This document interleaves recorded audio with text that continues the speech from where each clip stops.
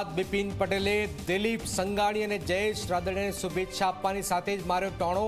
કહ્યું કે ભાજપે દિલીપભાઈને વિધાનસભાની ટિકિટ આપી હોત, તેમાં જીત્યા હોત તો વધુ આનંદ થાત। માન્ય દિલીપભાઈને વિધાનસભાની ટિકિટ આપી હતી અને એમાં જીત્યા હોત તો મને વધુ આનંદ થાત। ભાજપના નેતા નારાયણ કાછડિયાએ ઉમેદવાર પસંદગી અને પક્ષની નીતિ રીતિ સામે ઉઠાવ્યા સવાલ। કહ્યું, થેન્ક યુ બોલતા ન આવડતું હોય એવાને પાર્ટી ટિકિટ આપી। વિપક્ષના નેતા સવારે ભાજપમાં આવે અને સાંજે પક્ષમાં હોદ્દો મળી જાય છે, તેનાથી કાર્યકરો નિરાશ। ભરૂચની એમએક્સ ઇન્ટરનેશનલ સ્કૂલ આરટીઈના વિદ્યાર્થીઓને અલગ બેસાડીને ભણાવતી હોવાથી લાગ્યો ભેદભાવનો આરોપ। સ્કૂલ માફિયા સંચાલકો આરટીઈના બાળકોને સ્કૂલની એક્ટિવિટીથી પણ રાખે છે દૂર।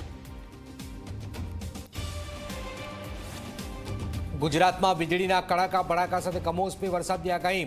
સતત 1 અઠવાડિયા સુધી ગુજરાતમાં માવઠાનો જોવા મળશે કહેર।